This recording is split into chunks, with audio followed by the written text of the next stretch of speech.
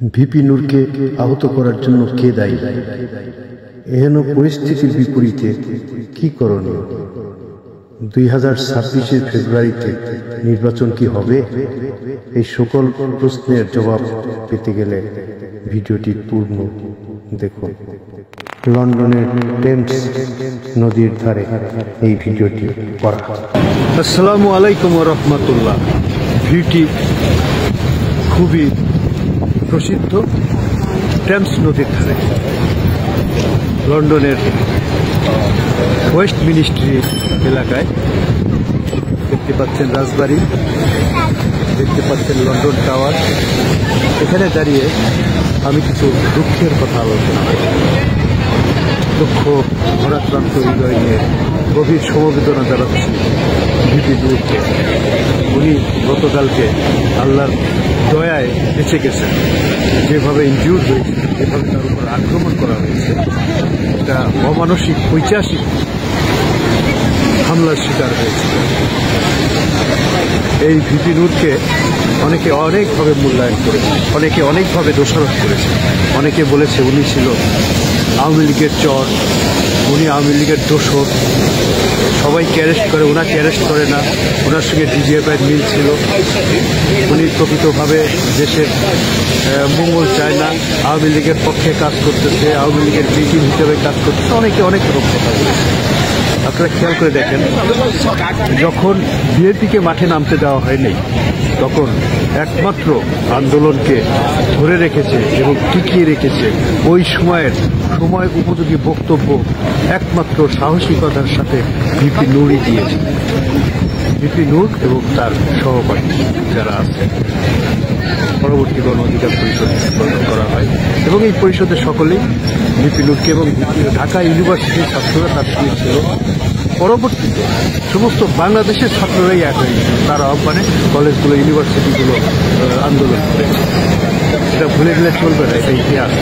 আর ওই টাইমে আমার যতটুকু মনে পড়ে, শুধু মান্না ভাই ছিল সাথে ওনার দলবল নিয়ে, এবং এরও পূর্ব হতে জুনাইদ সাকি ওনার একটা ব্যানার নিয়ে পিছনে 10-15 জন লোক নিয়ে প্রেস ক্লাবের সামনে দাঁড়িয়ে থাকেন।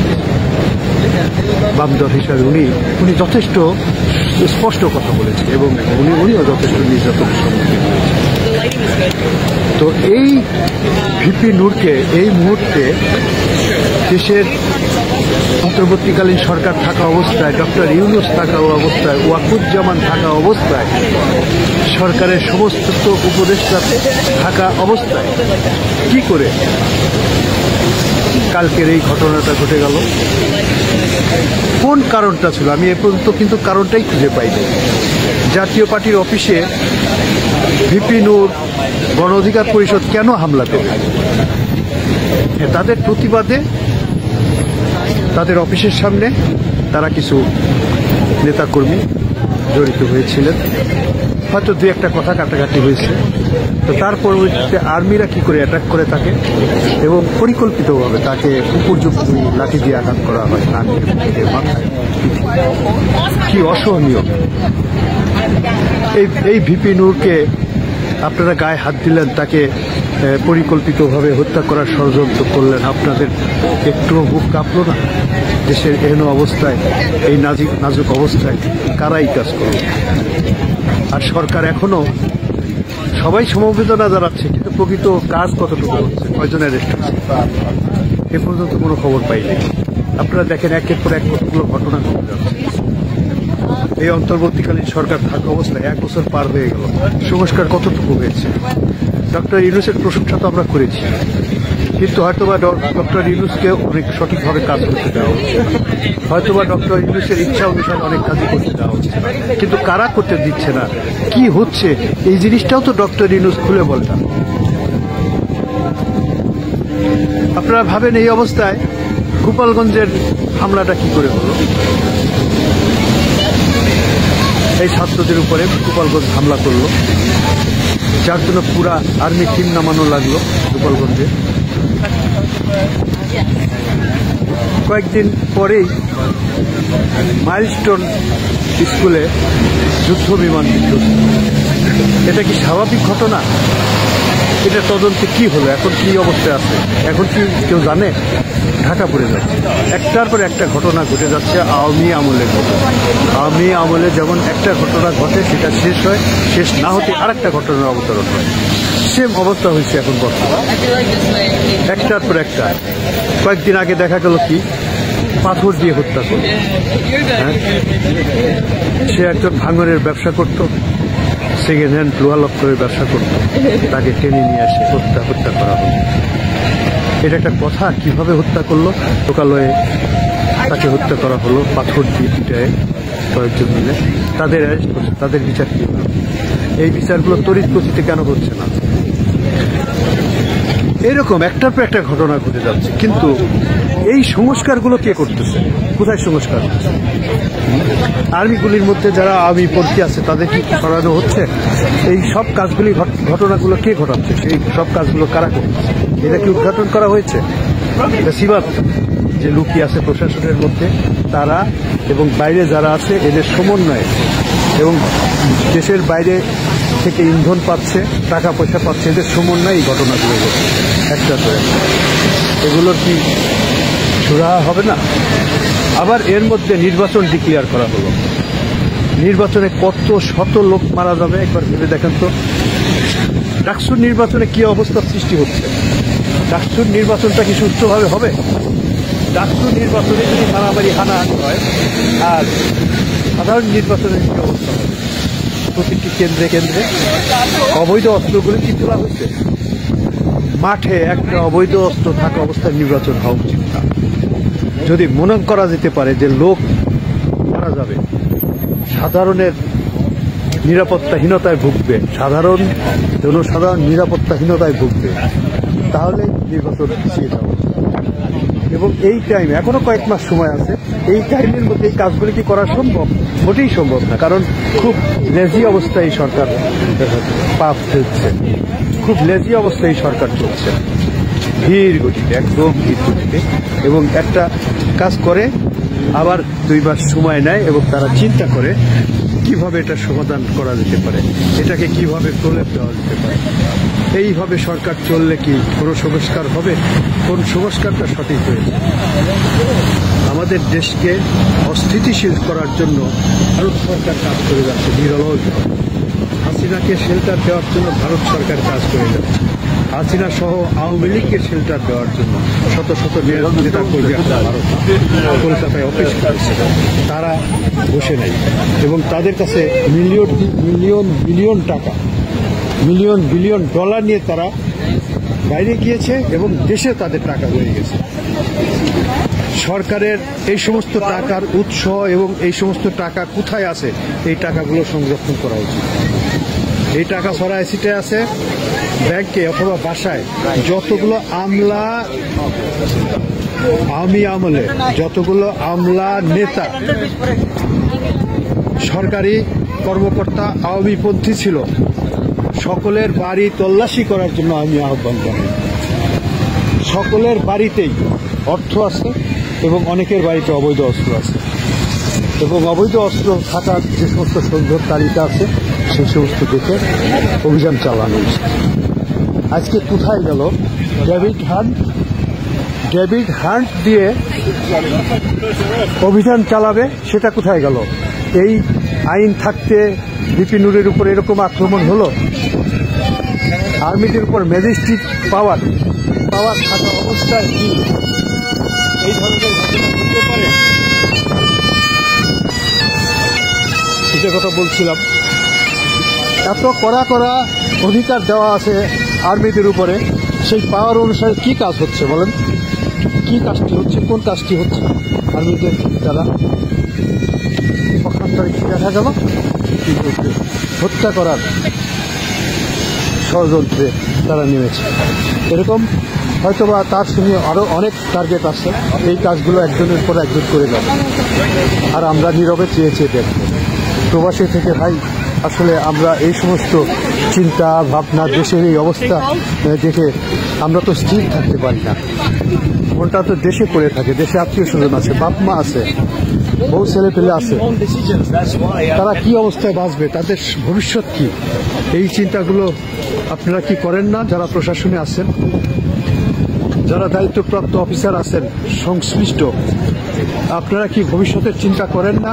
আপনারা কি টাকা পয়সা নিয়ে কবরে যাবেন, ক্ষমতা নিয়ে, পাওয়ার নিয়ে কবরে যাবেন? হ্যাঁ, আপনারা দেখতে পাচ্ছেন যে টাকা যারা করেছে তারা টাকা লুকানোর জায়গা পাচ্ছে না, তারা একের পর এক ধরা খাচ্ছে, আরো ধরা পড়তো। এই সরকার এত যদি লেজি ভাবে কাজ না করত আরো ধরা পড়তো। এই সরকার তো কিভাবে বলবো, এই সরকারের মধ্যেও ফ্যাসিবাদ লুকিয়ে আছে। এর অনেকগুলো আলামত পাওয়া গেছে, অনেক আলামত পাওয়া গিয়েছে। এই সরকারের মধ্যে ফ্যাসিবাদ লুকিয়ে আছে। এই লুকানো ফ্যাসিবাদকে উদ্ঘাটন না করা পর্যন্ত নিরপেক্ষ নির্বাচন হবে? হ্যাঁ, সেই ডাক্তার কামালকে প্রধান করে বিরোধী দলরা যে নির্বাচনে গিয়েছিল, সেই নির্বাচনের মতো নির্বাচন হওয়ার সম্ভাবনা আছে আমার মনে হয়। অতএব এই নির্বাচনকে হয় পিছিয়ে দেওয়া হোক, না হলে এই টাইমের মধ্যেই এই সমস্ত দুর্নীতিগুলো দূর করা হোক। ফ্যাসিবাদকে উদ্ঘাটন করে তার শাস্তির আওতায় আনা হোক, বিচারের আওতায় আনা হোক। এটা হলো আমার চাওয়া। না হলে এদেশে শান্তি আসবে না, না হলে মানুষ নির্বাচন করে শান্তি পাবে না, নির্বাচনে ভোট দিতে আসবে না, আসলেও তারা ভীত সন্ত্রস্ত অবস্থা, অথবা তাদের উপরে যে সমস্ত চাপ আছে ভোটারদের উপরে, যারা চাপ সৃষ্টি করবে, যারা টাকা পয়সা ছিটাবে, তাদের দিকে রায় চলে যাবে, সঠিক নির্বাচন হবে না। আমি মনে করি এদেশকে এখনো সময় আছে এদেশকে রক্ষা করার। এখনো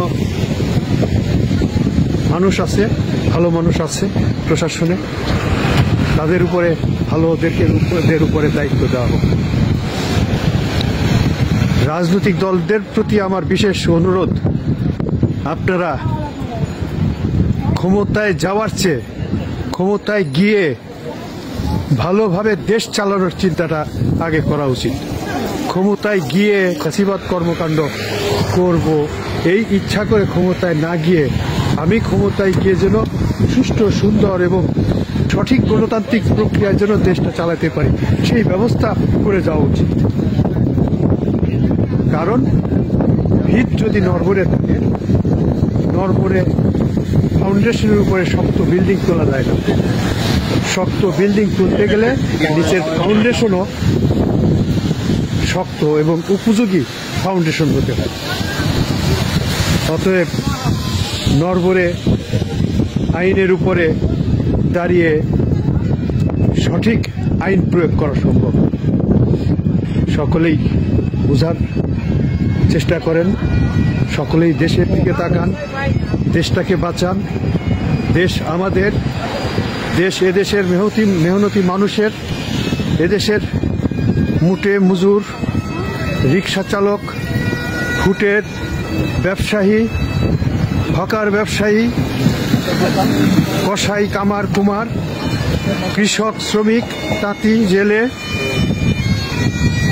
সকলের দেশ। এবং বর্তমানে শিক্ষা সমাজ এই কৃষক থেকেই উঠে এসেছে। এই কৃষককে বাঁচাতে হবে, এই তাঁতিদেরকে বাঁচাতে হবে, শিক্ষাকে বাঁচাতে হবে, দেশকে বাঁচাতে হবে, দেশের মানুষকে বাঁচাতে হবে। দেশের মানুষ ভবিষ্যতে সুখে শান্তিতে যেন জীবনযাপন করতে পারে, গর্বের সঙ্গে বুক ফুলিয়ে যেন আমরা বলতে পারি আমরা বাংলাদেশি, আমাদের ঠিকানা বাংলাদেশ। প্রবাস হতে আমরা যতটুকু পারি, যতটুকু সম্ভব হয়, আমরা রেমিটেন্স সরবরাহ করে থাকি। দেশের সময় অসময়ে আমরা বিপদে আপদে দেশের কাজে লাগি। অতএব প্রবাসীদের কথা আপনারা কর্ণপাত করবেন। বিশেষ করে আমি ধন্যবাদ জানাই পিনাকি ভট্টাচার্যকে।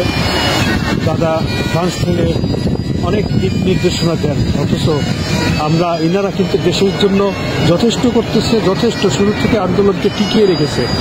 উনি একজন, তারপর আমাদের ইলিয়াস ভাই, কনক সরোয়ার, এই তিনজন তো এক ধারায় সঠিক কথা বলে আসতেছে। এদেরকে দেশাত্মবোধ ছাড়া এদের মধ্যে আমি কোনো নিজের ইচ্ছা অনুসারে নিজের দিকে, নির্দিষ্ট দলের দিকে পক্ষপাতিত্ব করতে দেখি নাই।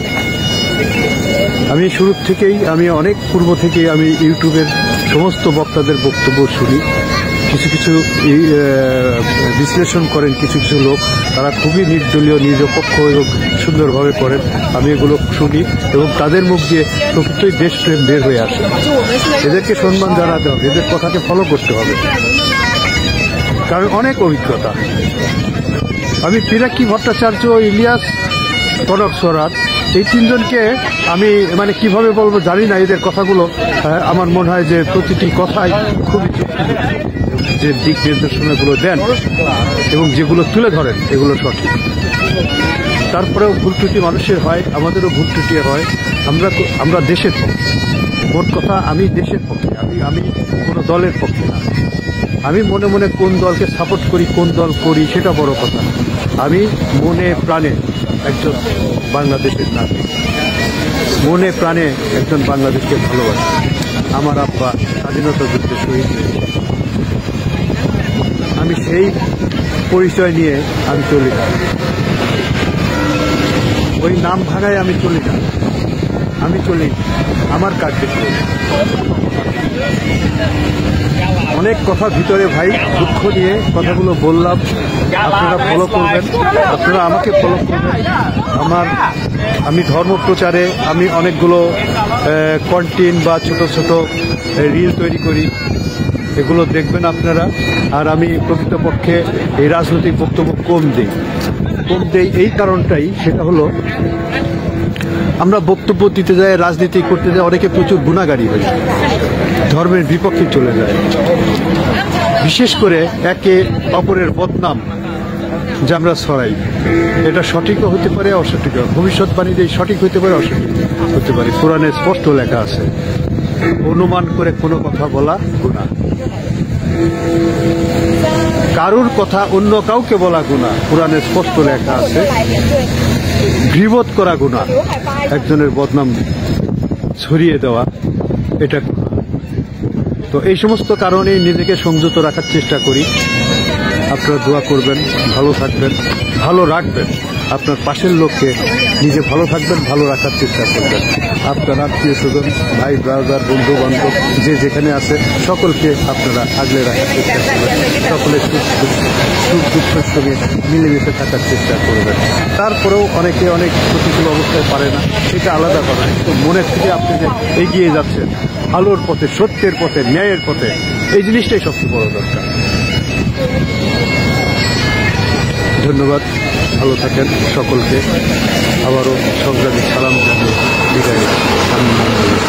ধন্যবাদ। আসসালামু আলাইকুম ওয়া রাহমাতুল্লাহ।